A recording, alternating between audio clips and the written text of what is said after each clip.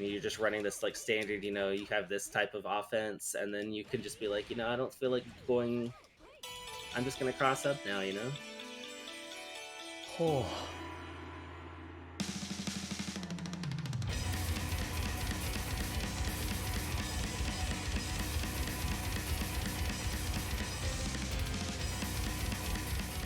What is up, y'all? KRC Pinto here. Welcome back to Secret Sauce. Another BlazBlue Central Fiction episode for you today. Hanging out with Uri. Uri, a Litchi main, a competitor, and a pretty badass player. I was actually just watching you play in COM last night, and you made some players look like they weren't really playing the game. That was pretty brutal. Litchi, a very impressive character. What do you think of her? What draws you to her? I think probably the freeform nature of her playstyle. She's a mode change character and kind of like a pseudo puppet character. So there's just a lot of depth to her that immediately drew me to her when I first saw her. I like that, man. Yeah, definitely one of the deeper characters on the cast. Pretty strong, but really, really high floor. I feel like a lot of work to be able to make her powerful stuff happen. Is that the case, you think? Yeah, it kind of happened in Central Fiction where she used to have a much lower floor. The bar to entry used to be a little lower. And in this game, they made a lot of changes to her mechanics that just made her a little more complex. So you don't really see her that often because of that. Huh. Well, today we're going to dive into what you do to make her work, kind of explore some of those complexities. And yeah, I'm ready to jump into it. You ready to go? Yeah, good to go. All right, let's do it. All right, Uri. So, I like to start with the elevator pitch of every character. So give me the one sentence sell for Litchi. What does she do? She focuses on screen control, really. Like I said before, she's a mode change character. But the main focus of her is that she's kind of a pseudo zoner, and she has a lot of control over the pace of the match and of neutral. Yeah, so her deal being that she has her staff. Her staff can kind of fly around the screen when you want it to, right? Yeah, so she starts off with the staff on her, and she has more range on her normals and more defensive tools. But when she drops her staff down, she can actually recall it, and it kind of works like a boomerang. It'll fly across the screen and come back to wherever her position is. Oh, right in the back. Jeez. Yeah, I can see how that would be pretty handy for catching people off guard. Let's just go straight into her drive a little bit, because I feel like that's really like the crux of this character. Obviously, is that her drive is versatile, complex. So walk me through the actual mode change itself. What does her drive button do? So the drive button itself is actually the kind of like the least complex part of the mode change. So different buttons and specials that she has will place the staff down on the screen. And she has two different orientations. So we call that the 5D set, which is when you just press 5D, it puts it down like this. And that will make it launch vertically when you press the drive button again later. So you'll see it actually kind of goes up in the air and spins in a vertical motion. And then she has the second one called the 2D set, which we call the horizontal set, where you drop it from a crouch position and it goes across the floor. Just to mention, that's actually not a low, just so you realize like later on that it does not have mix-up application. But different buttons that she has when she's in staff form will place the staff in one of these two sets. So she has her 6D, which is this button here. This actually places it in the low set. Or her jumping D places it in the low set. And then she has like her 4D, which puts it in the vertical. And her DP places it in the vertical. So that's kind of like really just the basics of it. I guess this too. She has this move, which is moving the staff forward and backwards. This actually changes it. So if you move it forward, it goes vertically. And if you move it backwards, it goes low. But that's really it for like the actual drive button itself. That's really all it does. So is there a visual distinction between the vertical and horizontal placements, like when it's stationary? There is not. That's actually one of the kind of archaic things about it. Yeah, is that once it's placed, it has to be tracked. It's got to be tracked by both players. So that's actually one of the things that makes it kind of difficult to manage the matchup on the opponent's side. That's actually one of the things that's kind of hard about learning her too. Is in the flow of match, you can kind of lose track of what it is. Do you have flashcards at home to like memorize which move does which? That's wild. Just played it for a long time, Yeah, you did just like rattle them off like it was nothing. Like it was just like saying your birthday or something. That's pretty impressive. That's the 5D and 2D placements. Does she have any other drive buttons? Like does she have like a 60, like a 7 and 8, anything like that comes into play at all? So when she has the staff equipped, she has the 5D, the 2D. She has 4D, which is an overhead. It also has low crushing properties, so she can go over throws and lows with it because she's airborne. 6D, which is mostly used for pressure and for combos. This is the button that is commonly referred to as jump win. A lot of Japanese players especially like to call this button jump win. It's for JD. It's very straightforward, just kind of throws the staff down. It's just really good in neutral. Covers a lot of screen space, puts the staff out there. And then she has J2D, which is a dive kick. Now, it's not like a traditional kind of dive kick you would see for maybe like Yun from Street Fighter or something. It's not plus when you hit from the front, and it's also not an overhead. But it's used as a cross-up because it has a second hit where the low comes out. And that hit actually is plus. So its utility is mostly as a cross-up. That hits low? Yeah, the second hit hits low. Oh, no. It's a mid, and then it's a low. That's tough if you don't know the matchup, huh? Yeah, for sure. And it's pretty hard to react to, too. I mean, it's fast, and she can kind of just do it like this, Jeez. Yeah, that's... we could skip the mix-up section. I'm not blocking that. Good lord. Yeah. But when she's without the staff, she actually only has the 3 buttons. She has the recall buttons. So JD, standing, and crouching, they all do the same thing. They all just recall the staff. Gotcha. The only final kind of like weird thing she has is when she recalls the staff, she has to go through this recall animation. If you do it after you have run for a certain duration, she actually has a 0 frame recall, which you can see right there. She keeps running. That's the only other like kind of specific thing to having the staff off as a drive normal, because it is just pressing 5D while you're running. It's not actually a command like in her command list, right? But it is a unique property that she has that she can do while she's running. I'm sure we'll get into applications of this later, but you can also delay launching it, right? Like you can almost like negative edge the staff into when it launches. Yes, I don't remember the exact frame data. I want to say it's something like 58 frames or something like that, but yes, you can negative edge the staff. So when you recall it, if you just tap the button, it'll call after like 28 frames or 27 frames, something like that. But if you hold the button down, it'll be held for a certain duration, and then it'll automatically launch. And at any point while you're holding it down, you can release it. She's got some drive specials as well, right? Yes, so when she has the staff equipped, most of her specials are kind of geared towards defensive play.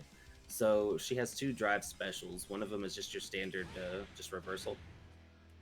This is just a regular Shoryuken type input, 623D. It has some pretty unique properties for a reversal, mostly because she can actually combo after it. A lot of characters can't do that. She can't do that mid-screen except in really specific situations, but in the corner, she actually gets like free combos off of it because it has such little recovery. But one of the unique things about it is that her DP is actually a projectile, so it can clash with other projectiles, and it will beat moves that have like physical, I guess, invincibility, but not projectile invincibility. One of the other things about it that's actually really important to know as the opponent is that it is unable to be rapid canceled. So I'm like mashing the RC button here. You cannot rapid cancel it. That goes for on block as well. So she can't do wake up, reversal, and then RC it to make herself safe. Gotcha.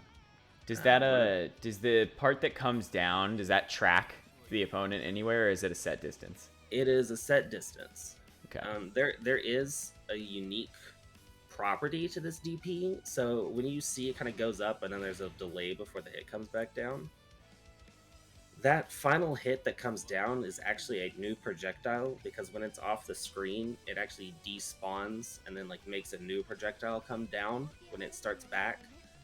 This is actually something important to know, because in BlazBlue, if projectiles go away when the opponent gets hit, it only goes away if it's active once they get hit. So if you punish her too quickly after you block her DP, the projectile will not have come back on the screen yet. So when you hit her and then it comes back, it'll actually have an active hitbox even though she's in hit stun. Oh. So it can actually hit you while it's falling. I can see if I can try and do this here. It's like if you wait just a hair to punish, it won't hit you when it comes down. But if I IB this, it hits because you punish too quickly, and the projectile hasn't come back yet. So that's actually something really important to note as the opponent in this matchup. But you can kind of use it to your advantage too, because if you know that they've punished it too quickly, you can kind of prepare yourself. Are there any other Drive specials? Yeah, so she has a stance. The input is half circle forward and then A, B, or C. And this is an armored stance. It absorbs mids and highs, but it loses to lows and throws. So the A version goes up, the B version goes forward, the C version goes down. And as long as she's holding the button down, the armor stays up, and when you release the button, the move comes out. Oh, she can actually stance cancel this with the D button while you're holding the button down. Utility is mostly for neutral stuff, just kind of like absorbing pokes. If you're playing against a character, like Litchi herself, you can kind of counter poke like this. But it's a good anti-air too. It's really useful at catching that mid-screen space. It has a wall bounce on it, and then the low version, mostly used for like kind of like mix-up stuff in the corner. Not that much utility mid-screen, but it is a fatal counter. So she can get combos after it if you happen to catch somebody in neutral with it. Okay. As far as other specials, that's pretty much all she's got when she's got the staff one. She's got one other one, which is 214B, and it does have interactions with her drive, but it's less than those, which is she kind of just throws this out and then it places at the vertical set. I'm gonna digest that while that's happening. Let's pull it back for a second. Why don't you tell me? I want to know what your favorite move of this character's is and why. But the twist today is I want one from each of her modes. I want your favorite staffed move and your favorite unstaffed move. Okay. Favorite staff move probably is the 214B. Utility of this move is just really, really great. It does place the staff out, puts it in a vertical set near the opponent. It just has a really great like screen presence. It can be used as an anti-air because it goes up so quickly. Has a lot of hit stun, both on counter hit and on non-counter hits. One of her main combo tools. It's like her main launcher. So she can get combos after it like that. You can confirm it on counter hit into like a full combo. Useful for poking mid-screen. You can kind of just throw it out like this, get the staff over near them, set up your offense like this, set up for their neutral play. And it's even good for offense too. If you kind of get yourself in a position over here, like at a poke distance, you can kind of just do this, stuff like that. So 214B, definitely my favorite staff move. When it comes to staffless, if I was just gonna do my personal favorite, just because of like flavor, I've always really loved this move. Utility is not as strong as it could be, but I just personally find it like a very fun move to use. It's half circle forward D, and it has this multiple hit projectile. It does track the opponent's position, but it also has effects with the vertical and the horizontal set. So the vertical one goes up in the air and has more hit stun, more hits, and then the horizontal one just kind of goes across the floor. I like this move because it doesn't go away when she gets hit, so it has kind of lengthy startup, but once it's actually active, it doesn't matter if she gets hit or not, it'll keep going out. So it's pretty useful for neutral and for set play and stuff, because you can get that active hitbox out and just kind of go in behind it, and even if the reversal or kind of counter poke you, it's still there. That was my first thought, actually. I was going to ask if you are actionable while it's happening, because it definitely looks like it could cover a mix-up. Like, yeah, for sure. She's got some setups and stuff that she can do with it. Let me make sure they don't get killed here.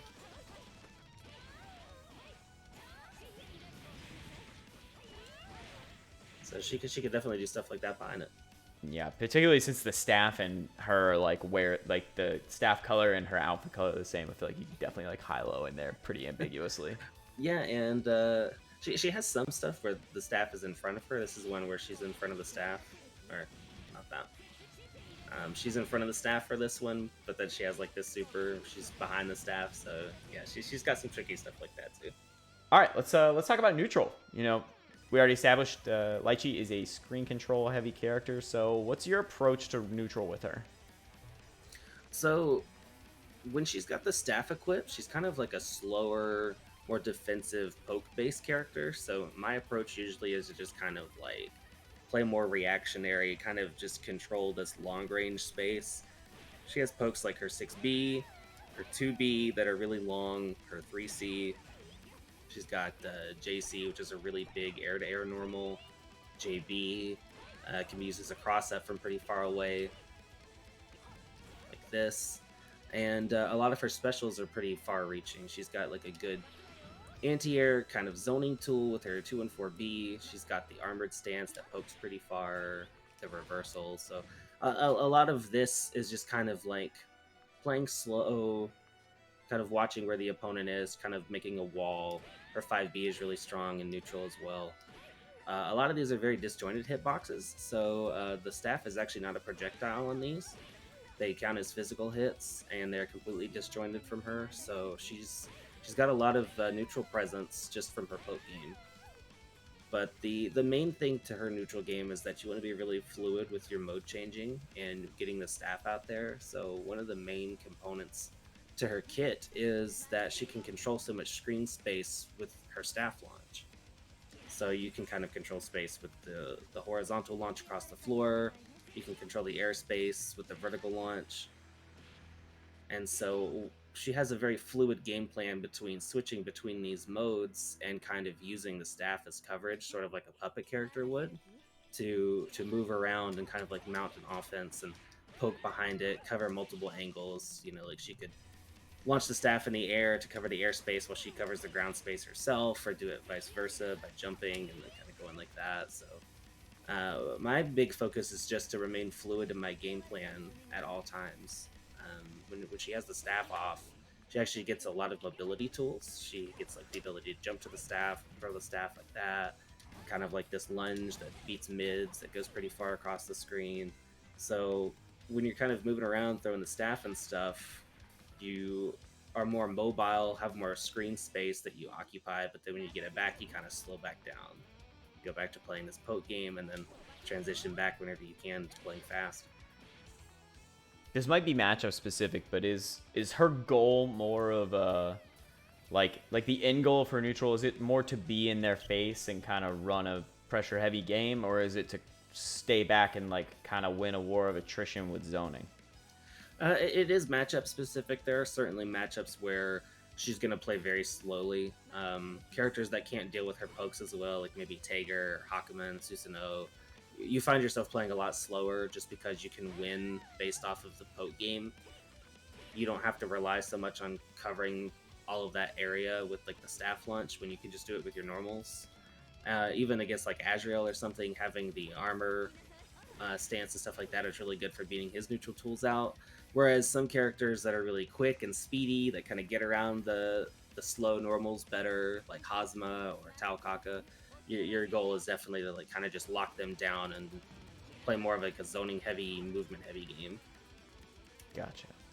Her end goal for sure though is definitely like you want to find some kind of way to get the staff to force them into like a disadvantageous position on the screen and then capitalize on that to get some kind of like pressure game going. I like it. You've been doing a little backflip every now and then. Is that a command movement? This one? Yeah. Yeah, so she's actually unique. She has a double backdash. She's the only character in the game that has a double backdash like this. So if you input her backdash and then hit 7 at the end, up back, she'll actually do a second backdash. There is a gap in between this where she's vulnerable, but she gains additional invincibility frames when she does the flip. And it also has a unique property where it leaves her airborne, so she has air actions she can do after it. So she can do air buttons, and she can even air dash forward out of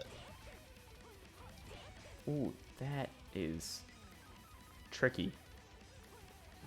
It does have the limitation she can't air dash backwards out of it. She can only air dash forward, but yeah, being able to do normals and stuff out of it's pretty cool. You can retreat with this in neutral and kind of poke to keep them away. But once you retreat, if you see that they're respecting that, you can kind of air dash back in. One of the big things about her neutral game is maintaining the staff positioning. So one of the things that I like to do is this. You'll see it a lot when I play. This move right here changes the orientation of the staff. Yeah, it looks pretty funny when you do it like really quickly. That changes the orientation of the staff from being vertical to horizontal. So a lot of people, when they watch, they always ask me, like, why are you all constantly like walking around doing this in neutral? And that's just because it's very adaptive. Like, you want to be adaptive to the opponent's positioning or their spacing, or what's happening in the flow of the game. And there's a lot of utility to both the vertical and the horizontal launch. So you'll see me do this a lot just to kind of change what's happening in neutral, so I can be more reactive, more responsive to what's happening. But not to get like too ahead of ourselves with like her drive mechanic, but there's a unique property on her staff based on where the opponent is whenever she puts the staff down. So the direction that it launches in terms of like left right launch is actually determined by where the opponent is when she first puts the staff down, not when she calls it. So you can see here, the opponent Litchi is to the right of the staff, so it's actually going to go to the right. That remains true even if she crosses over past the staff. It's still going to go that way. So if you put it behind her and she's to the left, it's going to come. It's going to come towards us. It's going to go to the left. Okay. So this move actually changes that. If I move the staff back this way, it counts as putting it back down again. And now it'll go towards their direction. So that's kind of something that I do a lot in neutral. A lot of people always do ask me, like, well, what is the utility of like you running around doing this so much? And it is because it can replant the orientation and change the launch direction of it. Gotcha. Because yeah, I guess it would be advantageous to make sure you're going to get both hits of it versus just getting the boomerang hit, right? Yeah, like you want to make sure that you're getting the full utility out of the move. So the horizontal launch actually only hits one time, but the vertical one hits twice. And the way that works is that it always goes to the corner. It has like a full duration before it returns. So if it's going to be going, to the opposite direction of the opponent, it's going to take even longer for it to get back, because it's not going to hit them. So you want to make sure that you're moving it around, kind of paying attention to where the opponent is and making those adjustments. And then the horizontal wouldn't even hit at all if they like crossed over, right? It would. So the way the horizontal one works is that it has a projectile hit going out, but if that move whiffs, like if they were to jump over it, it keeps its hitbox until it comes back. Ah, okay. That's handy. Making use of her mobility is really strong. So one of the big focuses in her neutral game, as I said before, is just kind of like controlling screen space and moving around behind the staff. But another factor too is the fact that she has a really great air game. Oh my gosh, that's super jump high. Yeah, she has one of the highest super jumps in the game, and she has really fast run speed, really fast air dash speed as well. And she has lots of great air normals. So she's got great air to airs. Her JA kind of goes up. Her JC is really big, and then when she goes staffless, her JC turns into like a really good jump in. And the JA and the JB are mostly the same. But the JD can halt her air momentum. That's true for when she's got the staff on too, kind of like does the little backflip. And she keeps air options after this. When the staff is down, she has all kinds of mobility tools with her staff jumps, which is like half circle back, A, B, and C. So the A version takes her to the staff. And from here, she can keep air actions too. So if you jump to it without air dashing and stuff first, you can actually air dash off of it. You can double jump off of it, or you can just drop. The B version, she jumps to it, throws the staff out. And the C version, she'll actually jump to the staff and then do another air dash. So even if you use your air dash once, you get another one doing this. So one big factor for neutral game, if you're not launching the staff to control screen space, you can just occupy screen space yourself by being a really mobile character. Ooh. That is interesting. So does she kind of succeed at anti-zoning? Like, I feel like that would be really good mobility for getting around projectiles. Is that the case? Not so much for getting around other projectiles. It's pretty like horizontally focused, I guess, because she's very vulnerable when she's doing these, because these have a full duration counter hit state, and she'll always jump to where the staff is. So even though she can kind of change the arc that she takes based on the kind of her angle towards the staff, you see she kind of, sometimes she's more vertical in the jump, sometimes it's more horizontal. Gotcha. You can get a little tricky with that. It's just that it's vulnerable during that whole time, so it is a little easier to be like, okay, she's doing this. I know where she's going to be at the end. But she certainly can. This is more of something that is good against zoning, because you get these hitboxes out there and you can kind of change, your air mobility or your air momentum with this too, being able to drop and make stuff whiff like that. One of the big reasons why, though, it's not super amazing at counter zoning is just because if you were to launch the staff during some of these moves, you have to wait the full duration for it to come back. So there is fluidity to how she anti-zones. She can pick spots, but it's more selective. It's not so much that she has like really great consistent anti-zoning as much as she selectively has good anti-zoning tools. But Gotcha. Overall, she does not struggle against zoning that much. We've got a lot of screen presence. We've got big pokes when the staff is on. We've got pretty diverse mobility options. It sounds like she's got kind of like the neutral kit, like just shy of like having a giant projectile, which I guess she kind of has in the staff toss. But that's a lot to work with. Yeah, she's kind of like the premier like all-rounder of this game. She has a lot of tools at her disposal, but it's kind of like a selective process in which ones you get to use, because using a tool normally means forcing that out of or like it's off the table once it's been used for a period of time. So it's like she does have a reversal, so that gives her good defensive options. But then once you've used it, you lose it until you get your staff back. So that forces you into playing kind of like a rush down or zoning based game with the staff launch, and it's the same kind of ordeal. It's like, yeah, you have all this screen control with being able to throw the staff, but then once you've done it, that tool is gone because you're changing modes. So managing the risk reward of like which tools you use is kind of where the strategy of this character comes in to play, because you need to really factor like what tool is best used in which situation, but you have a tool for every situation. Yeah, I always tell people, executionally, she has some tricky stuff, but not as much as she would have in past games. A lot of the difficulty of this character comes from tracking variables. The drive mechanic itself is really complex when you start getting into all of the different variables it itself has, but she has a lot of quirky, like unique properties to some of her moves that they borderline on like unintended properties, but her toolkit's super flexible. It's just keeping track of what your options are at any given time because of the way the mode changing and kind of like the directional orientation and stuff goes. But just to show you like one of the kind of weird things that she has is you'll notice that the staff is kind of floating around behind her a little bit when she's moving around. The staff is actually detached from her character, so it does have implications on some of her attacks. A really easy example to show this with is her 6A. So her 6A is an overhead, and when she has a staff equipped, the staff itself actually kind of like comes out at a further distance from her hand. So they have two hitboxes here. Her hand has a hitbox, and the staff has a hitbox. Oh. So up close, her hand can hit, and from far away, the staff itself can hit. You see here, it kind of comes out pretty far. Yeah.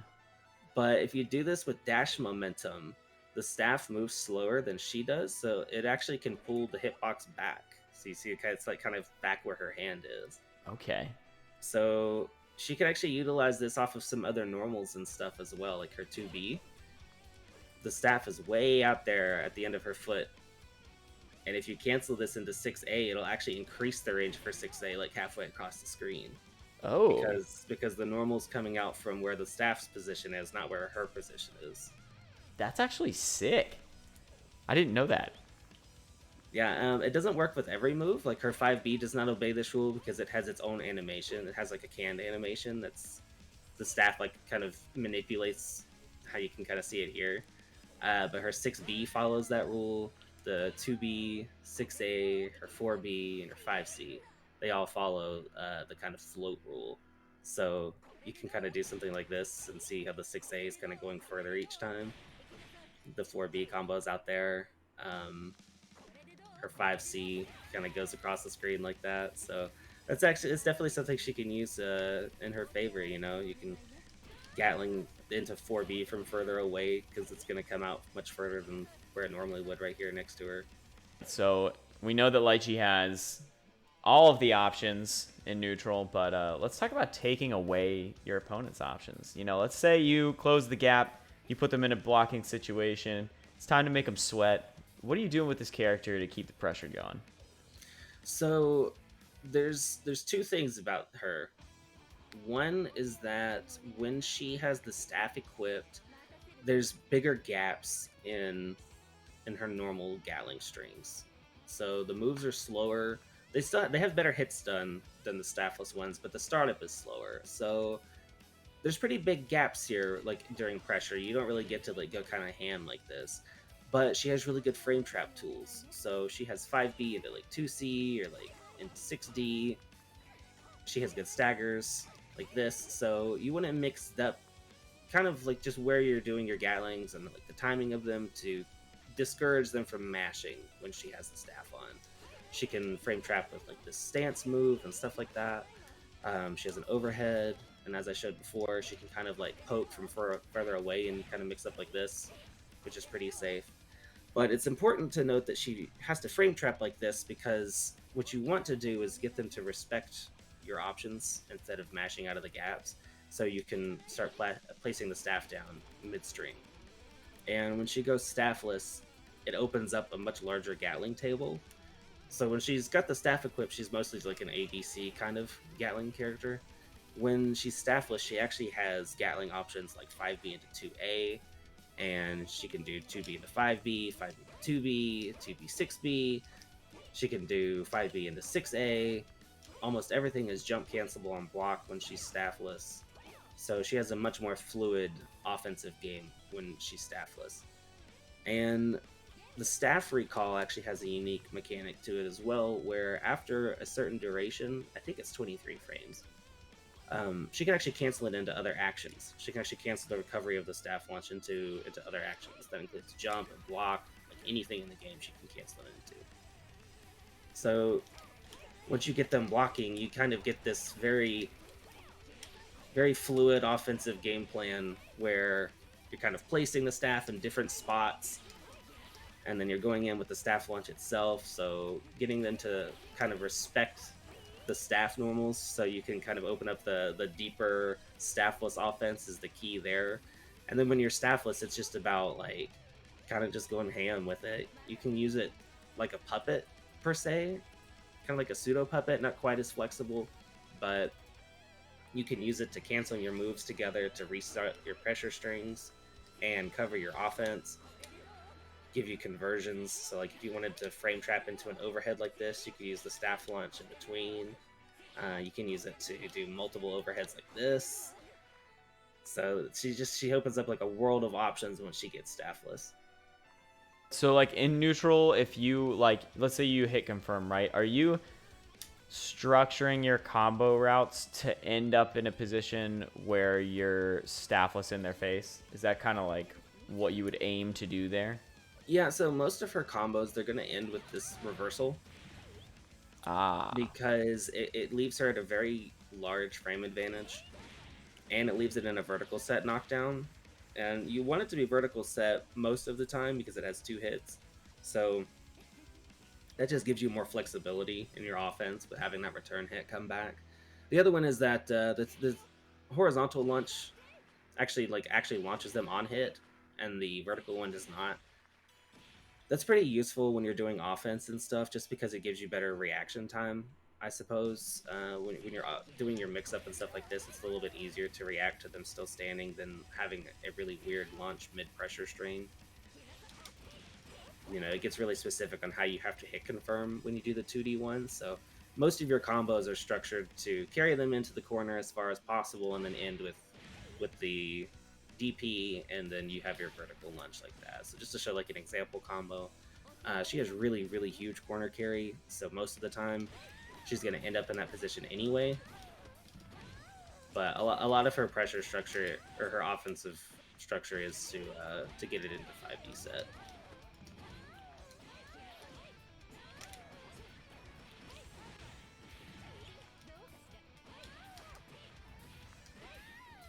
That looked super complicated. Yeah, her combo structure is it's a little weird. You know, you have to use the staff launch a lot to connect things together. So most of her tools, they don't actually naturally combo into one another. It's like she has these Rekkas when she's staffless and you can't follow them up. Right, like she can't do the micro dash or anything like that off of them, or if you were to do this, like she has some pretty specific ones that work in particular orders. But she doesn't really have ways to like combo into these tools until you start utilizing the staff launch to link things together. She has like the Rekkas that cancel into the staff jump as well. So a lot of these moves, you need to be very aware of where the staff is and like what the orientation is, so you can actually link your moves together. Let's talk about her mix-up potential a bit. Is she going like more of like a left-right route? Is she like more of like a high-low character? What's she doing to get people opened up? So it really depends on like the staff and screen positioning. So she does have this cross up, Oh and yeah, yeah. she can use it after multiple normals that are jump cancel and stuff like that. You can kind of run up to people and do like a throw, poke, kind of like dive kick shimmy type thing where, you know, you run up and you think you're gonna throw somebody, and then you just kind of do the dive kick when they lift the button. She's got multiple lows when she's got the staff equipped, and then the 4D. The thing is that they're pretty reactable mix-ups when she has the staff on. They're a lot slower, and because she has such large gaps in like the cancels, they're a lot easier to react to. So mostly when you have the staff equipped, it's like you're gonna be really quick with your mix-up if you're gonna do one. Like you're gonna have to go into a situation like, I don't know, say a jump in. You don't really get prolonged pressure into mix-up. If you're gonna mix up, you've got to be pretty quick about it. So say you get this jump in, you're just gonna go straight into your overhead, or you're gonna go straight into your low, or the throw option like that.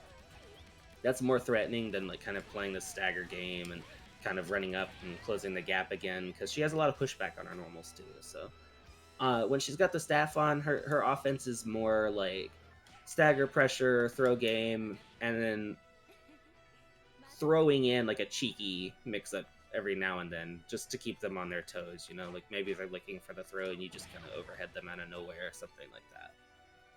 Gotcha. When she's staffless, it's a lot more threatening because she can cover the options more and the overhead is faster, and she actually has the Rekka overhead and the Rekka low. Her 2B is significantly faster. Like you can see like the visual difference here of how much faster her low is. And she has second low, so she could do like 3 lows. She could do like overhead into overhead, overhead into low, and then she has this move. So if you just let this move go normally, it's same side, and it's just kind of like this little rushing lariat type move. But if you hold the button down, when it reaches the opponent, it'll cross up. On its own, it's not that strong of a cross up, but when you utilize the staff, you actually have the staff be the move that hits left or right. So you hold the staff down, that was same side, and that was cross up. It's pretty much visually like indistinguishable whether you're doing left or right there. So using the staff is where the offense gets a lot trickier. But it is important. Like there's a lot of characters in this game where their mix-up is totally unreactable, like high-low, like Valkenheim or Easyway, like Izanami. You know, they have just completely unreactable high-low type games.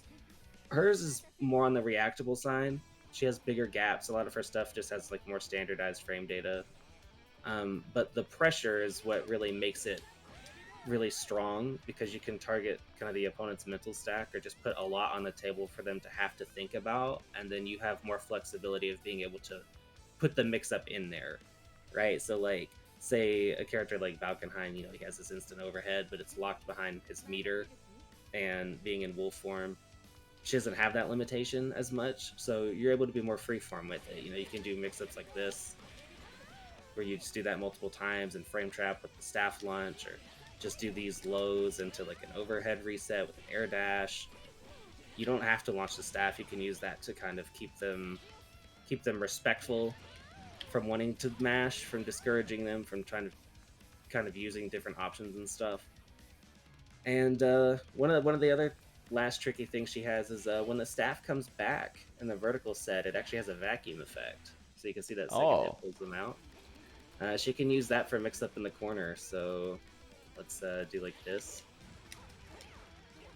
She can pull them out of the corner for stuff like that too. Love that. Love that. So she's definitely working with a lot of different mix-up tools. It's just nothing totally unreactable, but like so many layers, so many options, it's very hard to defend against anyway. I mean, you just did like a sneaky cross-up that's a low that came from the air. So that's a lot. And this actually steals the corner too. So that one that I showed as well, you just kind of like knock them down. You're just running this like standard, you have this type of offense, and then you can just be like, I don't feel like going, I'm just going to cross up now, Oh. Out of curiosity, does the Rekka have any like functional use on block? Like, does it create any favorable situations? I feel like Rekkas tend to be, like variable for that reason. Like they have something they can do. Like if you don't happen to get the hit, does hers have anything like that? Is there an optimal ender? Her Rekkas are pretty much all unsafe on block, actually. Even the low is punishable on block. So one thing she can do is they're still cancelable on block, so you can kind of like frame trap by delaying with them.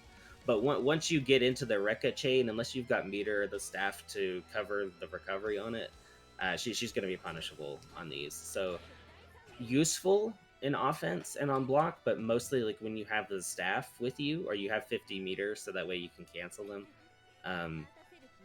But yeah, like being able to do this is fine. You just don't want to catch yourself like just doing this raw. Being able to do it behind the staff. Now you've used an overhead with a special, or doing like a quick double overhead like this, and then using the staff to cover it like that, or doing an overhead into a low, or even doing the Rekkas like this. As long as you have the staff to cover you, it's pretty good on block. It's still favorable on block. You can use it in mix up, but in terms of like actual applications of the move itself, they don't really offer anything on block outside of just being mix up tools. Okay, gotcha. So generally, just better to save it for the combos unless you're going for a mix up with it. Yeah, they're mostly combo fodder. Yeah, they do have their situational usage in offense, but yeah, it's mostly locked behind if you've got the staff available to cover them or not. Let's talk about our Oki a bit. So, this game has some pretty devious Oki across the board, I feel like. I'm sure Litchi is no different. We talked about this a little bit, like getting into position, using a combo, doing that DP ender so your staff's on deck. What are you doing from that knockdown situation? How are you keeping it on them?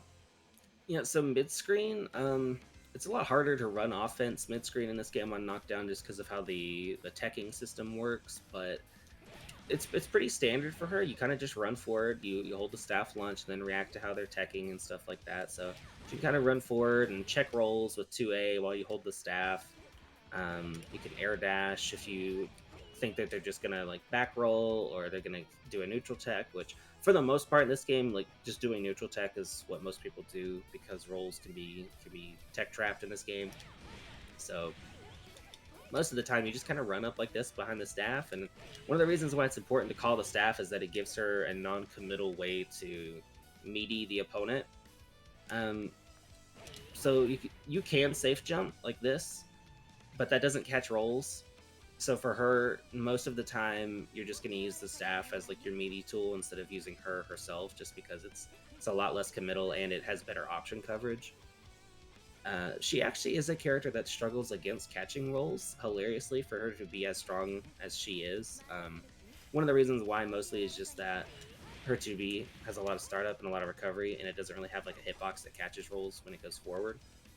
And her 2A doesn't OTG, so she can't catch, like, this game has a delay tech where instead of doing the white flash invincible tech, you kind of just slowly get up off the floor. She has difficulty covering that in particular, so that's mostly why when you see Litchi players, they don't really go for the roll catches like a lot of characters would, or like a safe jump option that catches rolls and stuff like that. They just kind of just call the staff and then wait and react afterwards. But in terms of the actual Oki itself, you get them to block the staff, or you don't launch the staff. You wait, and then that opens up more mix-up options and stuff. For her offense, a lot of it is about changing up where you call the staff and which normals you're using to cancel into the staff recall, so that way you kind of keep it more open-ended and not so flowcharty.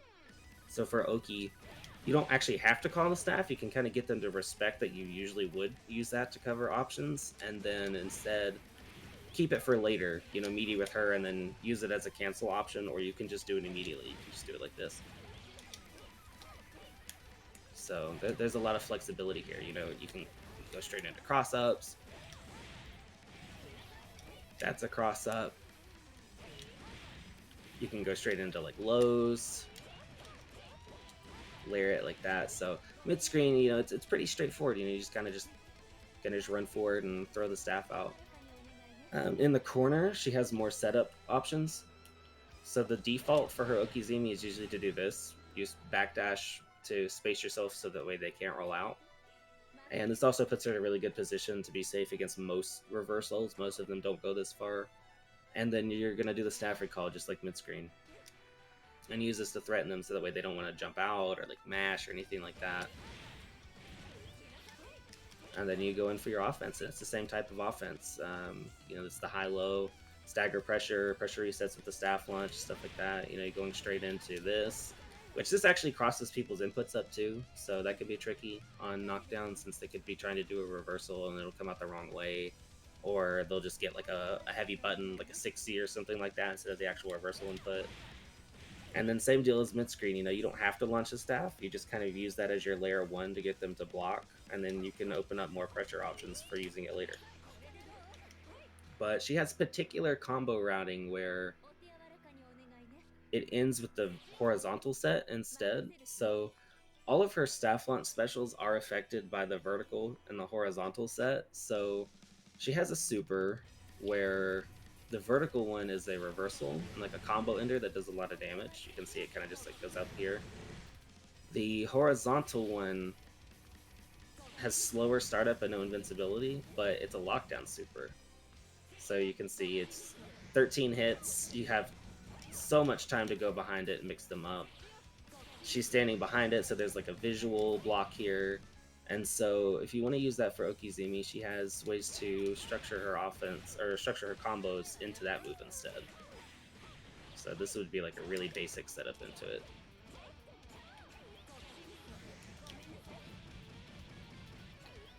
And then likewise, she can set up into this move.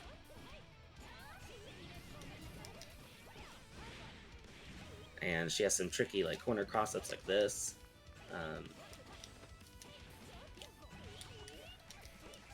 So she has a lot of Okizeme flexibility in the corner. She's got a lot of different setups and stuff like that. And she still has safe jumps too. Like I said, they're not great at catching rolls, but she can definitely safe jump like this. It's pretty straightforward. You can even layer a staff launch into this. So tons of different knockdown setups. Definitely a lot of flexibility with it. And even after this ender, you can choose to just move the staff backwards, and instead of having it in vertical, now it's in horizontal. So you can use it later. If you don't want to use that super immediately, you can kind of use it later by moving the staff back. So there's definitely many different ways to vary up how you're doing offense with her on knockdown. You had me at first. I was all like geared up to say, so like, you know, pretty straightforward Oki. And then we got to the super, and from there it just ceased to be straightforward and started being chaotic and awesome. So that was a nice twist. That super looks like a pain in the ass to deal with. Yeah, it's definitely difficult. It doesn't go away when she gets hit. So once it's out there, it's out there. She has to structure into it pretty specifically. So one of the weaknesses of this actually is you only really get to set it up from this move. You see here when she like crosses up, that puts herself in that corner. They can burst you at this part, and unless she has 50 meter to cancel that move and bait out the burst, they can actually burst her into the corner, and then she's the one in the corner with the knockdown. So while she does have access to like this super really strong like Oki tool here, you're also kind of running a risk depending on their resource state of, you know, are they going to burst me here, or like do you want to burst her there before she gets that really good super off? So that would be kind of like the counterplay to that super. But once it's out there, yeah, it's just out there. And one of the strengths of it is that because it doesn't go away when she gets hit, if they were to do like a counter assault, I'll set her to do that.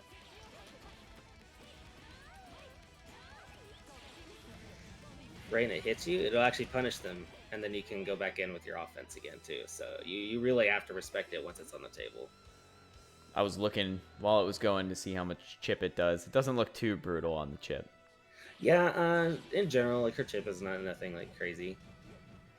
Her crush trigger game is actually really good too. So crush triggers, you know, kind of some characters can use them really well, some can't. So of course that's the guard break in this game, and most of the time doing the charge version is pretty reactable, not that great at actually being like a guard break when you charge it, but eats away at the opponent's barrier if they barrier block it when you use the charge version, so it could be good for that particular utility. But characters that can do the uncharged one, it's a lot harder to see.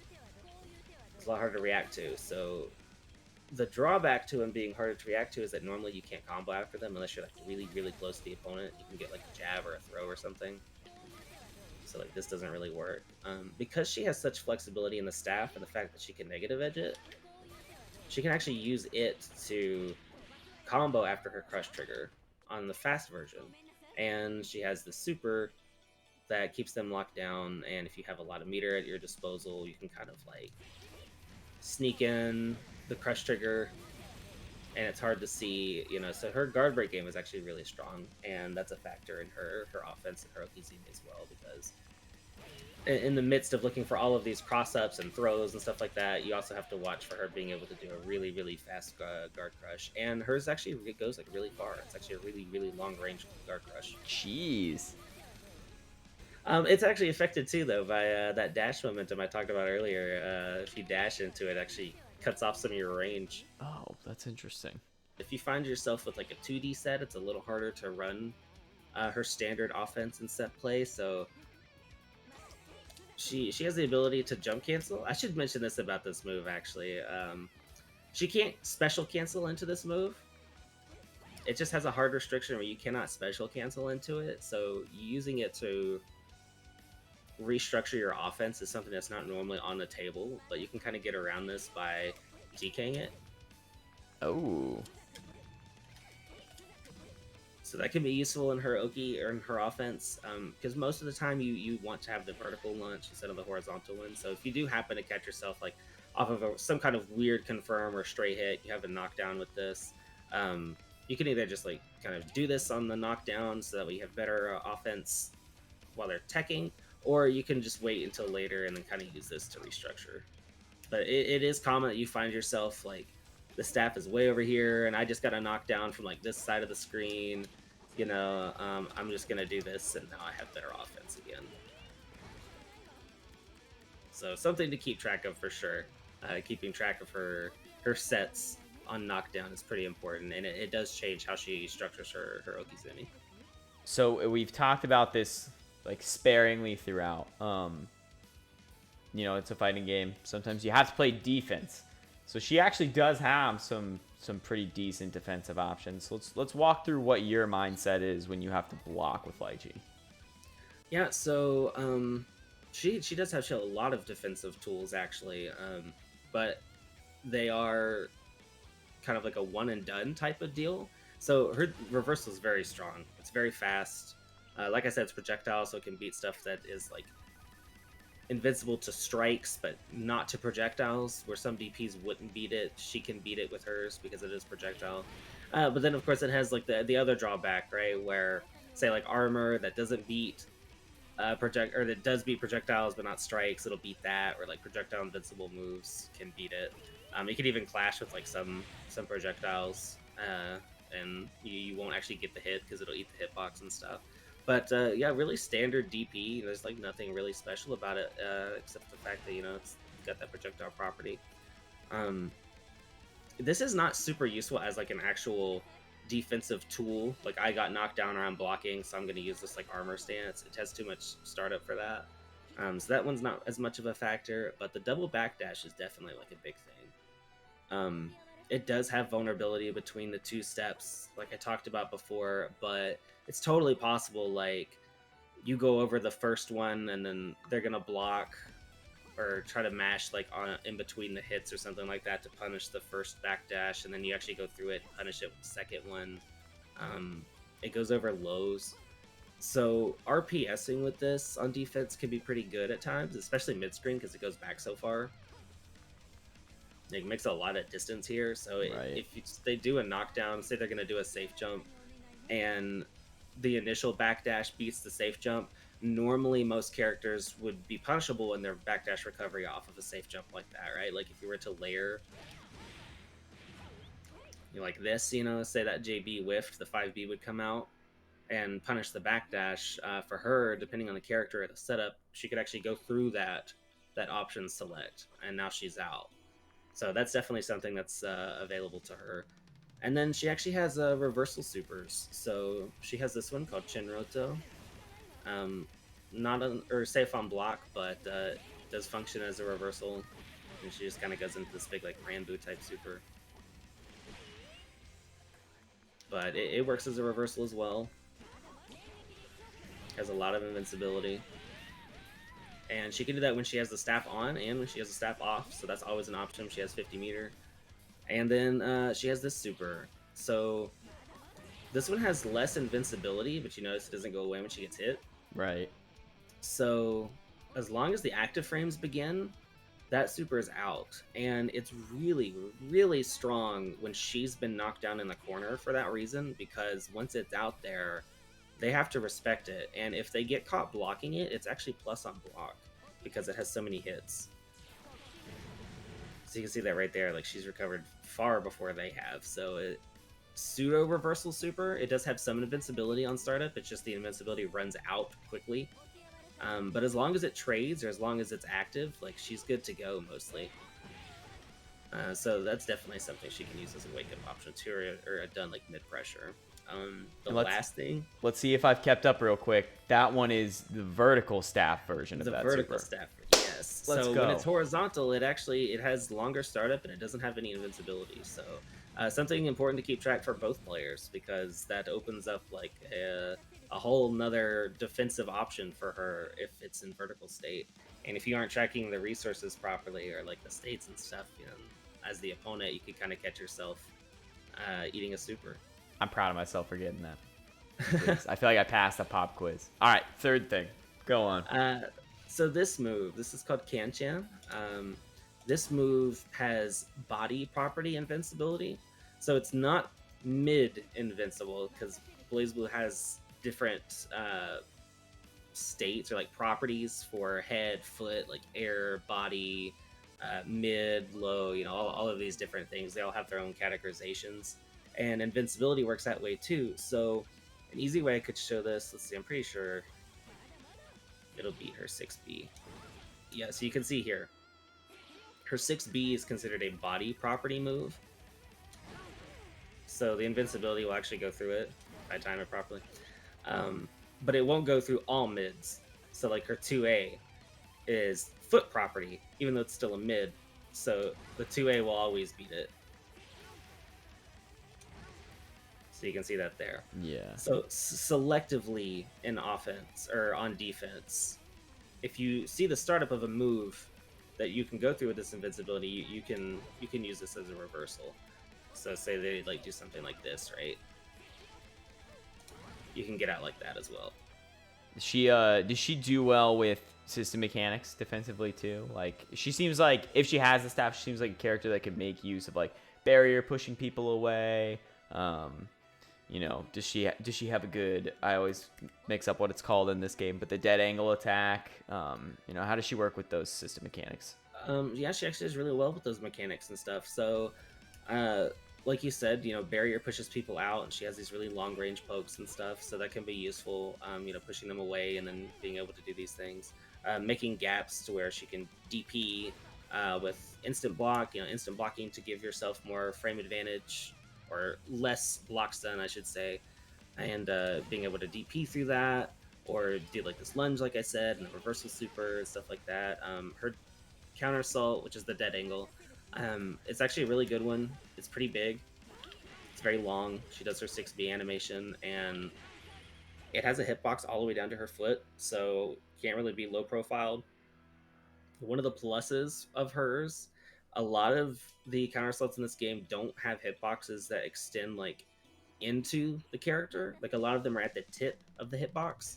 Hers goes all the way like into her body, so sometimes it's possible for characters to kind of like be so close to the opponent when they're doing offense that their counter assault whiffs.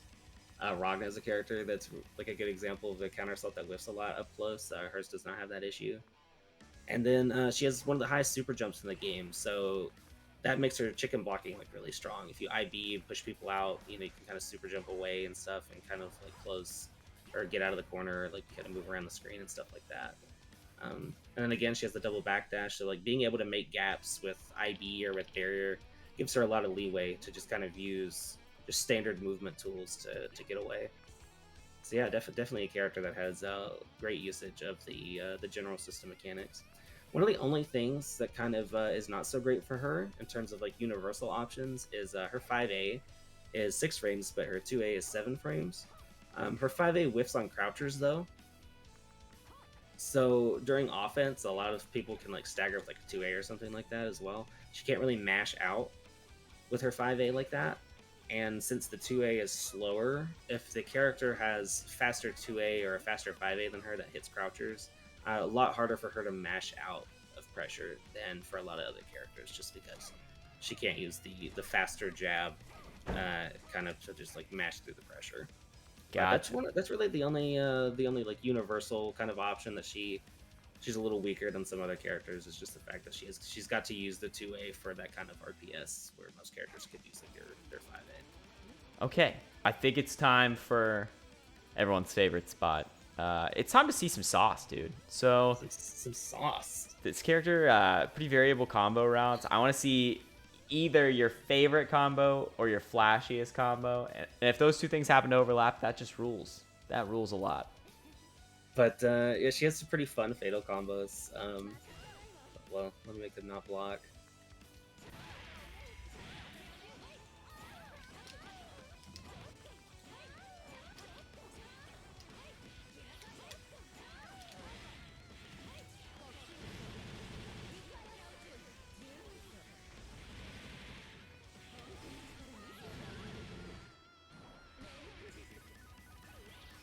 Good lord. So that's a pretty fun one. That is a lot of stuff. Look at that damage. What is that? What's the numbers on that? Is that like 7? 7.2. That's without active flow too. Oh my gosh. That's wild.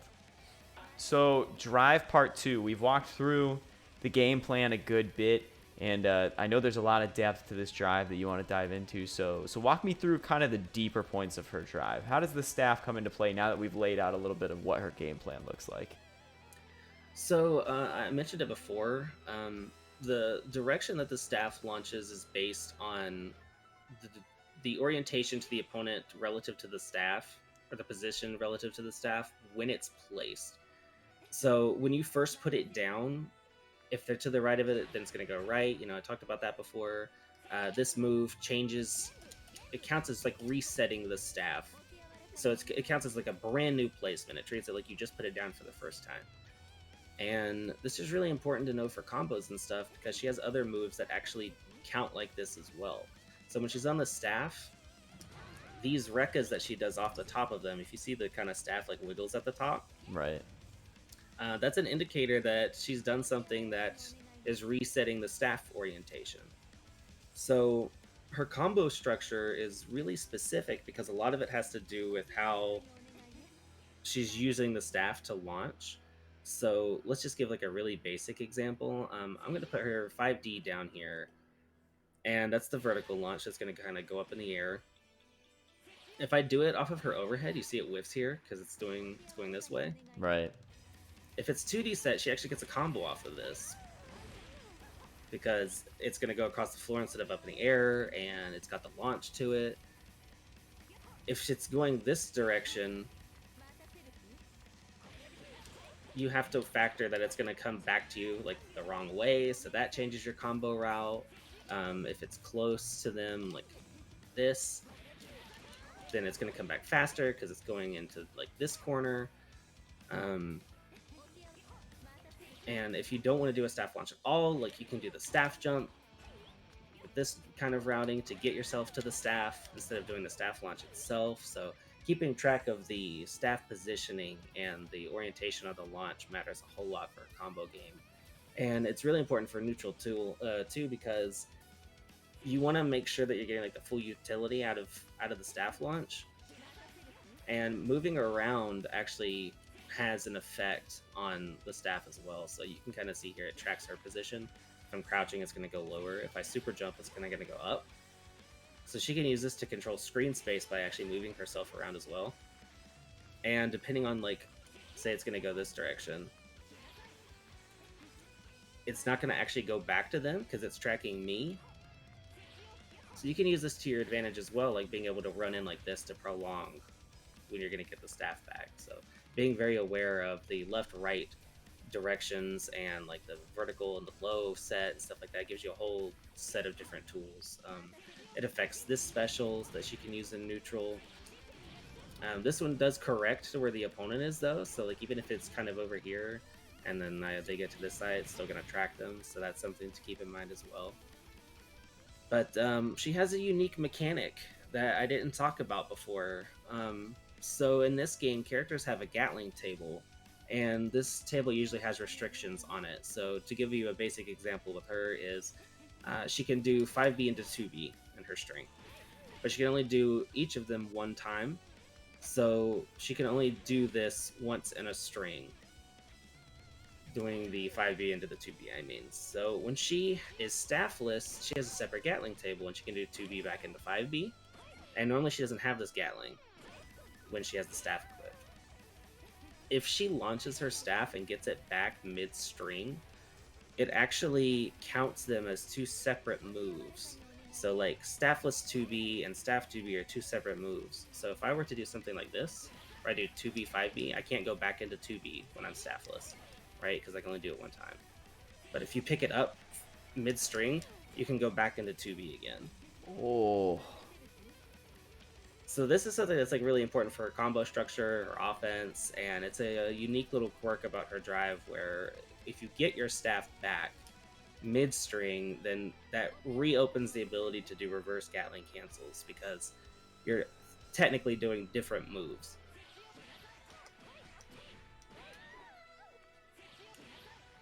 I feel like you need a degree to play this character. it's pretty wonky. But one of the last things, so when she gets hit while the staff is out, which I'll have her do 6B again, it just drops the staff to the ground. So you can see it just kind of like flies backwards. Oh. That too counts as placing the staff, so it does not just launch the same way it did the first time you did it. It does count as placing the staff again. So if they're like comboing you and the staff lands and they've traveled past it, it's still going to go like the direction that they were in when she first got hit. So like if they were to combo me and the staff ends up like over here and mid combo they've continued to push me like all the way across the screen, then it's still going to go this way. So you kind of have to keep track even when you're getting hit of like where your staff is and stuff like that. But when she blocks, it's different. She has a special state, and we usually just call this like the float state. So you can see here, instead of dropping, it kind of just slowly floats back to her and she re-equips it. During this time, she actually has like a unique thing she can do where she can relaunch the staff like while it's traveling back to her, while it's floating. It's not actually planted on the floor and it's not equipped to her, but it's still like actively staffless. So you can see here, I could just do that again. And you can even do it multiple times. This is something that is useful against zoners, because like if you were to block a projectile and it's like, oh, I lost my staff launch, then I'm just do it again like that. When oh geez, hold on.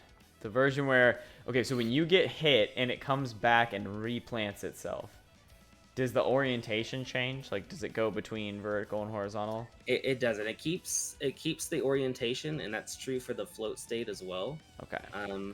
So I'll have her do this one for the 2D set.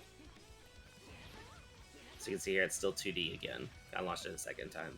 Gotcha. It's important to note during this kind of float state, though, that she can't interact with the staff jump specials, because that only works when the staff is actually on the ground. Right. So if I were to launch it and then like block something, I can't do those specials because the staff is kind of moving, floating around. So she only gets access to the ones that launch the staff. So she actually can do these specials, right? Like she can do this one. Oh, jeez. That's tricky. So there's kind of like, 5 or 6 different ways that she interacts with the staff that are really specific to certain situations, because she has the one where she can kind of like make the staff gain range by certain Gatling options. She just has the staff equipped when it's on the floor. She has the left, right, the vertical, and the low orientation that all play into the way her moves interact. The state when she's blocked something, when she's gotten hit. So there's a lot of different factors to how the drive works, to some of the drive mechanics. This, in your opinion, is this the deepest drive in the game? I feel like from what I know of the game, that it definitely is a contender. Yeah, I think generally she's considered to have the most complex drive, just because of all of the things that factor into it beyond just the drive itself. Her drive is one of the only ones that has implications across her entire move list instead of just the drive button itself. I mean, there's definitely characters that have like mode change and stuff like that. It changes their move properties and like Doctrine. But she has numerous different mechanics that go into the drive outside of just like, here's what the drive does. Like she's got different move states and like hit states, block states, Gatling changes and stuff like that. And then once you get into her overdrive, it's affected like that as well. So definitely the most complex drive, just for the drive mechanic itself.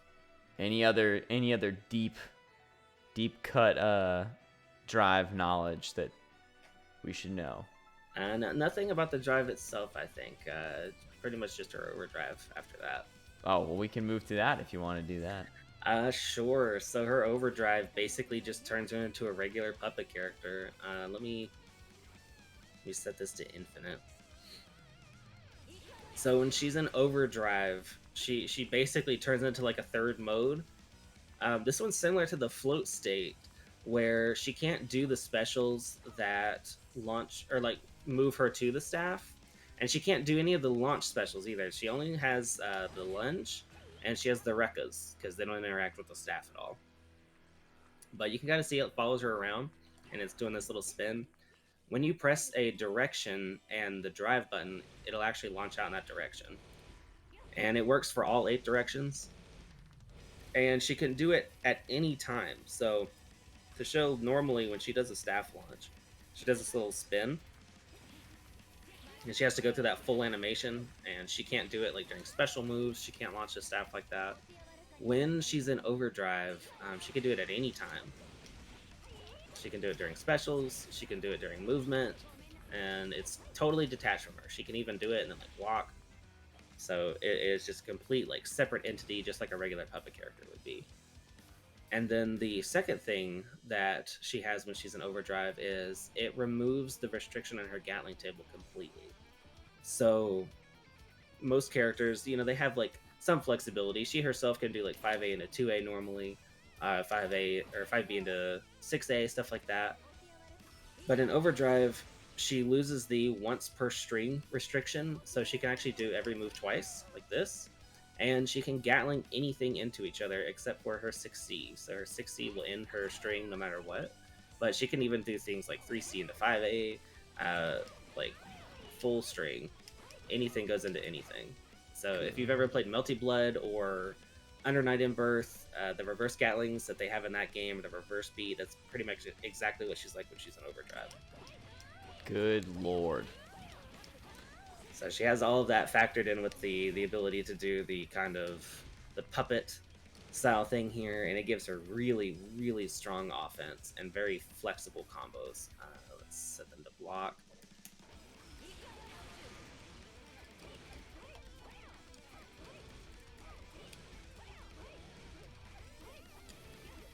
You know, so she can just kind of like do prolong offense like that.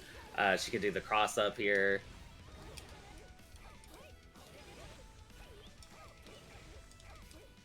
Do all of those spinning staff moves hit mid? Like the puppet ones? Yes, all of the staff hits do hit mid. And if you just do 5D, it'll actually track where the opponent is. So you don't have to input a direction every time. However, it's not like frame perfect tracking. So if they move around, it'll actually kind of like whiff. So usually it's better to do the actual direction yourself. It's just that, say you want it to go up because they're jumping, but you don't want to jump. You would normally have to like kind of mask your movement to keep you on the floor, since, you know, hitting up will just force you to jump like that. If you hit 5D and they jump, it'll actually go into the air, and you don't have to jump like that.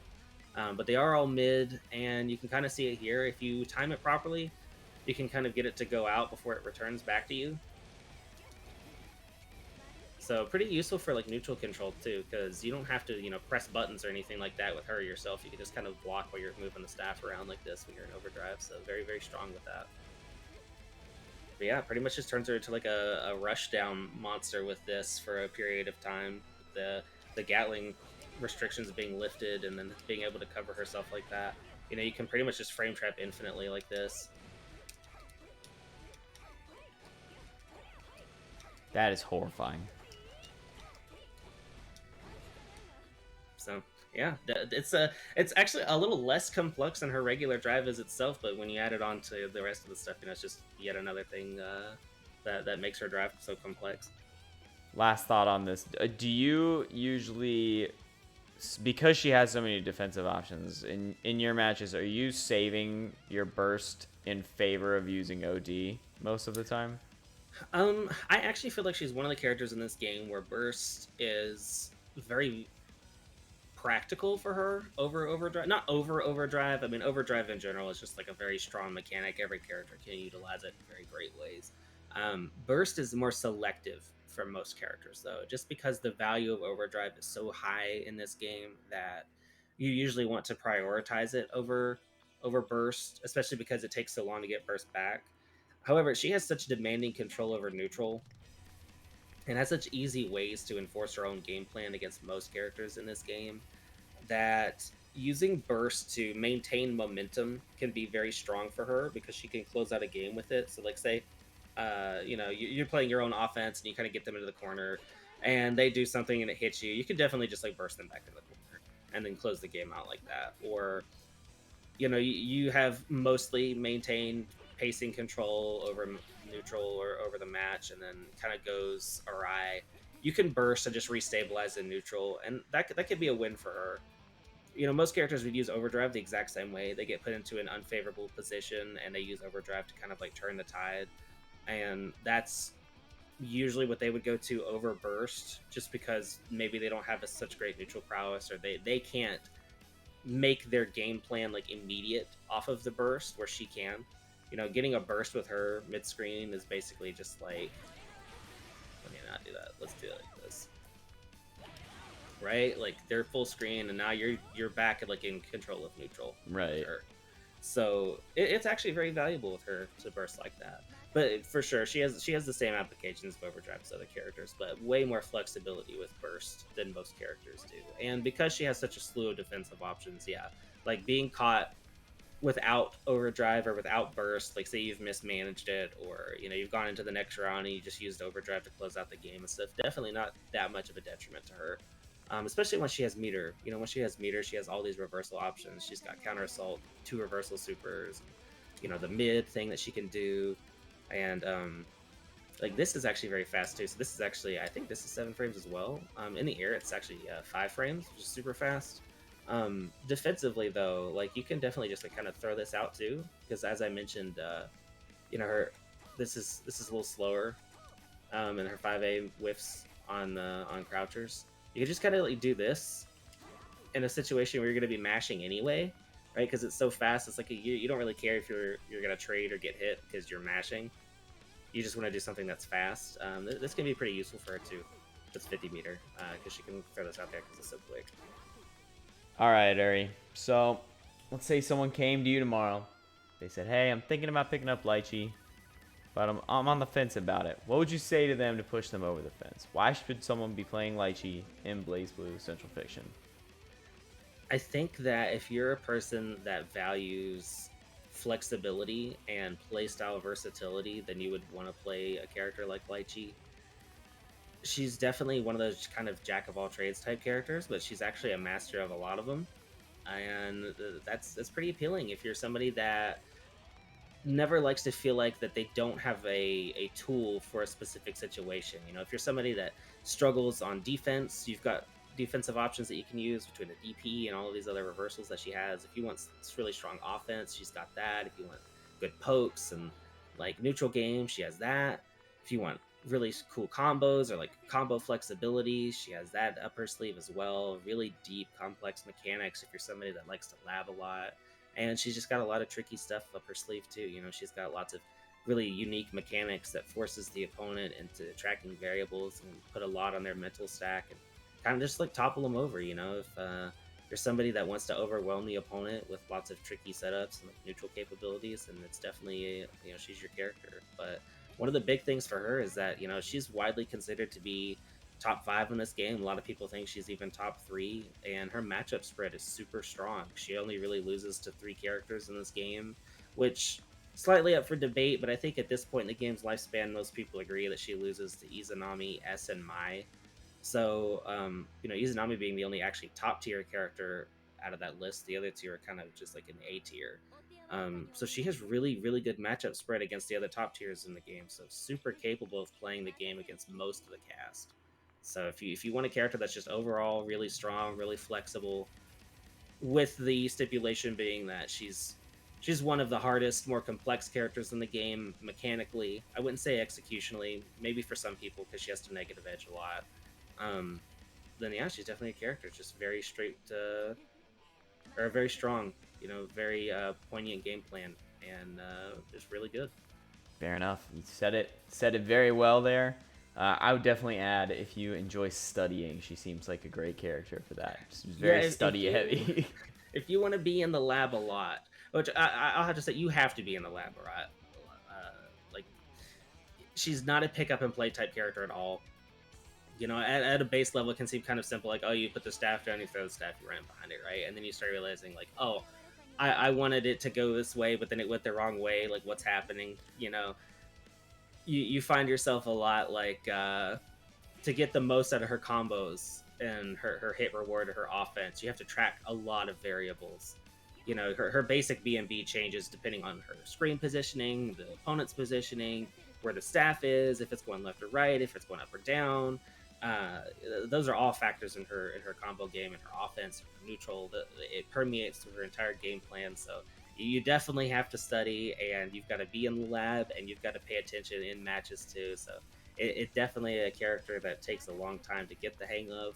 But once things start to click, you start to realize, like, oh, she can just kind of do anything, right? Like, the limitation is much less of a factor when the flexibility becomes more poignant.